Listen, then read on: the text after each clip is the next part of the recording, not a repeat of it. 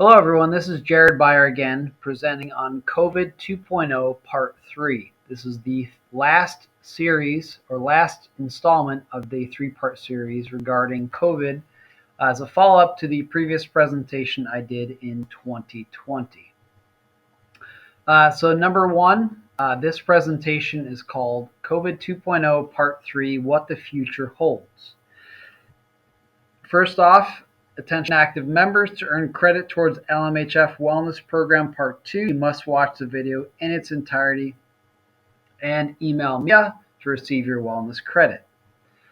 So Part 1 was how we got here. Part 2 is where are we now. And Part 3 is what the future holds, which is what we're going to be discussing today. Next slide, we'll talk about support. So COVID has been a very difficult thing and really dividing thing to talk about. Talking about it may be taboo, like religion or politics or food. People can be very opinionated. Same thing with obviously vaccines and masks and things like that. But COVID in general as a topic can be very polarizing. Sure, we have friends or relatives or coworkers that are kind of off the deep end in terms of their opinions on things, whether they're based on fact or not. But these are things that it's important to have a support group to talk to, whether it's your family, your friends, or things like that. It can be a very dividing topic to talk about. But talking about it is important. It's important to have support from others. Many people are afraid to share their beliefs and stories because they don't want to be, you know, criticized or told they're stupid or this or that. So there's a lot of people, obviously, as you can see on social media, that share a lot of information. You can obviously block them if you want. If if if you don't have someone like that or know someone like that, you might be that person that's sharing that information. So it might be you. But we make our own health decisions through gathering information through our doctors, families, and advisors and friends. We make decisions based on our own health. So your health decisions are your own. You shouldn't be judged for that. If you don't want to wear a mask, you don't want to be vaccinated, that's your own choice. It does affect other people, so be aware of that, and just make sure that you have, if you're going to go against this, if you have pre-existing conditions, do as much as you can to, stay healthy and get through it and help others. That's really all there is to it. But having a support system is really important. Having people to talk to and discuss this stuff with, whether they're on your side or not on your side, is important. It's important to have conversations on things that are very polarizing like this. So do your research as much as you can. Question the sources, try and see where, what angle things are presented in, because whenever you look at research and whatnot, there's always an angle. So understand what that is. Don't just, believe everything. There's a lot of garbage out there on the internet. So really try to focus on what matters most. Now, again, these presentations, you might disagree or agree with me on certain points or no points. That's up to you. That is your choice and your right to have your own opinion. But really make sure you base your decisions on factual information. Okay, on the next slide, we'll talk about PTSD type issues. So through what we've been through, we're creating this situation, whether we like it or not, where it's post-traumatic stress disorder type symptoms, where we're having a lot of issues coping and just this brain fog and just constant stress. There's a lot of ways to deal with that, just like PTSD, but we've had a lot of chronic social issues that we've been dealing with. So from social distancing, confinement, that's in a prison. If you were in solitary confinement, that'd be torture. And some people could say, has been torture. It's been very tough on everyone, whether you're young or old, doesn't matter where you live, there's been some impact on your life from COVID-19. So we are all social creatures and need each other to be healthy, really. Illness has an I in it, so that's a one person alone. Wellness is a we, so there's many people. There's a group. There's a support group of that. Your self-care is needed every day. These are things you need to do for yourself so you can take care of others as well. There's been major issues in our supply chain because people have been, out of work and things like that, and they've had family members had to miss work to take care of them. So try and take care of yourself so you can help others is very important. And also not just, with this, but from here on out, the healthier you are, the less chance of having serious complications from what's to come in the future, which we don't even really know at this point.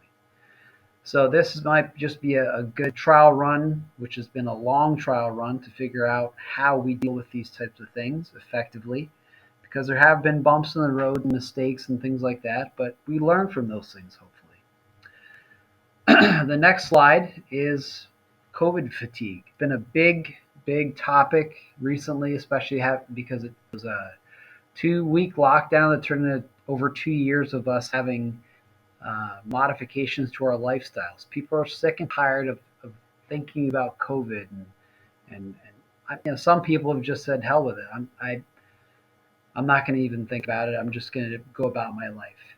But you have to understand that these things affect other people as well. If we all want, masks to be restrictions to be lifted, we want regulations to change. Everyone has to work together. It cannot be a few people, fighting this or that, and everyone is going to go back to normal. Things will not go back to normal unless we really get on the same page.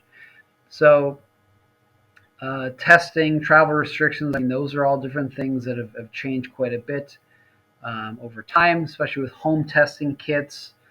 We've actually gotten several kits from our kids' school to do home testing. And we'll talk more a bit about testing and the future of what's to come with testing in the U.S. Travel restrictions are starting to open up. There's obviously been a lot of people that haven't traveled the last couple of years or flown, and people want to live their lives and travel. So that's something that's I think there's going to be a big boom in travel next year or so because people want to get these destinations. These trips they had to cancel because of all the restrictions. But the main thing is just respect other people. Do not judge others, whether they're masked or not. So if you're a person that wears a mask into a store and you see people without masks, you immediately are, like most, not happy that they're not wearing a mask. If you are an unmasked person and you see all these masked people and think that they're just sheep or that they're following along to something that's not dangerous, that's the other side of the coin, that's not correct either. So we have to end this divide. And if a business asks you to please be masked, or we appreciate you wearing a mask, it's a simple thing of someone's asking you not to smoke. The simple things that we should be focused on is being respectful of others. So I'm sure many of you have been in places where people have been asked to leave because they don't have masks on, or people that have maybe said something, "Why are you wearing a mask?" It's none of anyone else's business. So it's your own decision whether or not you wear a mask or not. Obviously, if it's required, and I don't think you're going to be arrested or ticketed nowadays for not following something. You'll probably just be asked to leave. Just follow along. I mean, it's not you know affecting your freedoms and things like that and rights. It's just being a person that cares about others. And unfortunately, that's something that we've seen way too much of in this country, of people just being very selfish and not caring about others at all, which is really disappointing as an American. All right, on the next slide, we'll talk about fear. So there has been obviously a huge amount of fear, and this goes back to the whole PTSD thing. But there's a culture of fear, right? Fear is very, very contagious. If someone is afraid, those chemicals in their body um, affect every cell in their body. If you're really afraid of getting COVID, or having a constant fear of it's going to come get you, or there's no way to escape it. These are just major mental health stresses that that have been on us chronically for the last 2 years. So when we look at the social media or TV back then for the Gulf War, the war on terror, it's moved now to COVID-19. That's the new big enemy, right? Now fear spreads from person to person. We hear a lot of stories that this person did everything right and they died from COVID, or a celebrity. Now, these celebrities that died, and then we find out celebrities, number one, they weren't healthy to begin with. Number two, they didn't get vaccinated. Number three, they had all these pre-existing conditions. It's like, wow, that person has money, and they died from it. Well, money doesn't make you smart. It's something that we really have to think about when it comes to rational fear. Is this rational or irrational? I mean, it's a scary thing, especially in the beginning when people were going to hospitals and their family members were not with them and couldn't be with them, and they were passing without their family support. That's very that'll instill fear in you long term. If you are on your deathbed and your family cannot come and see you, that is, I don't know any worse death. Not being able to be around your support group and your family. So the next slide we'll discuss is influencers, and they spread lots of misinformation. And an interesting thing, which I read this study, is that actually health and wellness influencers were one of the biggest culprits for spreading misinformation. These a lot of people in my industry in health and wellness, they don't have a lot of scientific background in what they do. A lot of them are more entertainers, especially when it comes to fitness. I mean, the jokes and pranks and personalities. There are some good ones, but there's also a lot of health and wellness influencers that are just there to make tons of money and have you buy products or their product, or be paid by a company to promote a product that they strongly believe in, yet they probably never use it. But yeah, influencers they're kind of phonies to me, especially like I said in the last presentation, that a lot of their followers are actually bots. So they're not real people. But if you see someone that has several million followers, like, this person probably has some pretty good stuff to say, I should follow. No, you probably shouldn't. The other big thing is obviously celebrities and some of the stupidest things that they've said that are so unfounded and ridiculous. You probably follow celebrities because the movies or their music and whatnot, but you don't know what their life's been. You don't know what their angles are. You don't know what they're trying to promote or get behind. So it's probably best if you don't follow celebrities or listen to their opinions. Who really cares about them anyway? But they do influence a large audience. So, you know, companies and marketers are big on paying these people to promote their products because they do make a ridiculous amount of money. For instance, one of the biggest, I guess, YouTube stars is one that kid that basically opens toys. I mean, the one year I think he made $24 million from a free YouTube channel that companies basically had him open their toys and unbox their toys. That is pretty darn ridiculous. In this day and age, that someone can open toys on YouTube and make that kind of money is ridiculous. But that's what we've created with this, with our social media. Okay, on the next page, I'll talk about moving on from COVID. So COVID is moving into an endemic stage. Obviously, with Omicron, it's much less severe. Not that it's not still tough and people aren't still dying from it, but many will forever live in fear from this. So there's germaphobes are on the rise. I mean, I obviously see people all the time that are masked, whether they're by themselves or outdoors, and it's a mental thing that we have to break through. Is that not everything is dangerous. There are ways to get through this, and we have to move on. But we have to move on and understand that this is something serious that you cannot just avoid. So, like I said, there's no one in the world I think that was not affected by this. And moving on is very important to get your life on track. Okay, the next is my own family story. So I have a wife and four young children that are 11 and under. So in December of 2021, my 10-year-old daughter actually tested positive before we were about to go on vacation for Christmas. She lost her sense of smell for 2 days, but she had no complications. She didn't even know she had it, which is very common being asymptomatic as a child. Kids typically, if they're healthy, they have very limited symptoms or durations, much less. At the time, the rest of the five of us, we all basically quarantined. We kind of kept her in her own room. At that point, was 7 to 10 days. And then actually during that time, it moved to a 5 day quarantine. We worked, the contact tracers gave us information and so on and so forth, but none of my four children, ages 7 to 10, were vaccinated for COVID-19. My wife and I are both vaccinated, which happened earlier in 2021. But like most families, we knew it was just a matter of time for COVID to hit our family. We had been around, um, some public gatherings, but nothing significant. But again, it was something we knew was probably going to be coming in and entering our household. So we were prepared and ready for this, just like most people hopefully were. On the next slide is my personal uh, time with COVID. So basically, so my daughter had it before, right around Christmas, and then in mid-January, I started feeling aches and pains and had chills.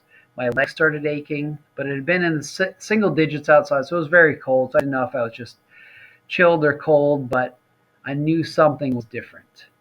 So that first night, I had 103 fever and major sinus pressure. I didn't have any breathing issues. I mean, I was kind of prepared and ready for this. I pumped a lot of fluids, lots of tea, water, vitamin C, D3, zinc, and magnesium to help really boost my immune system. Luckily, I never had any breathing issues or lost my sense of smell, but I did have about 14 days of fatigue, weakness, and chills. I rested often and biked for 20 minutes a few times to get moving. But the weird thing was, if I laid around, I was tired. So I figured if I would get myself moving, I would go on an exercise bike at the lowest setting possible and just move. And that seemed to drain my energy more. So it was kind of a catch-22. If I lay around, I'm tired. If I bike, I'm tired.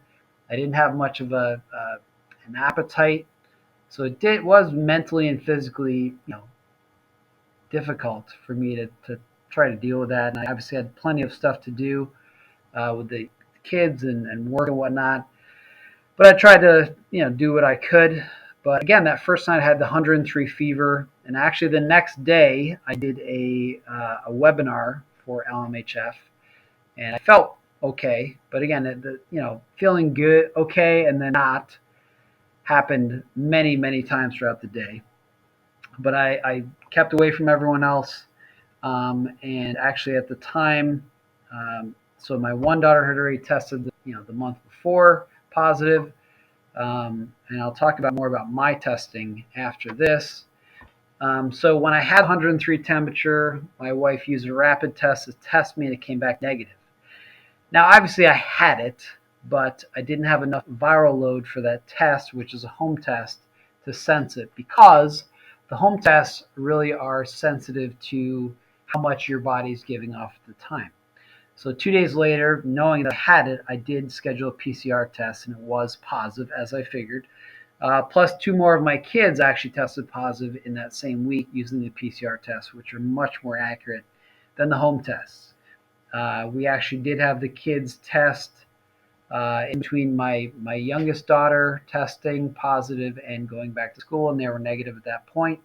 But again, the testing did reveal that at four of us, or 4 out of 6 of us actually had COVID, or were tested COVID positive at that time. So be aware of when you're testing the home tests. There's a window of time where they're going to pick things up. Obviously, a PCR test is going to be much more effective. And at the time, actually, my daughter in December tested. We did a kind of like a drive-through. I don't think it was a PCR test. I'm not sure which it was.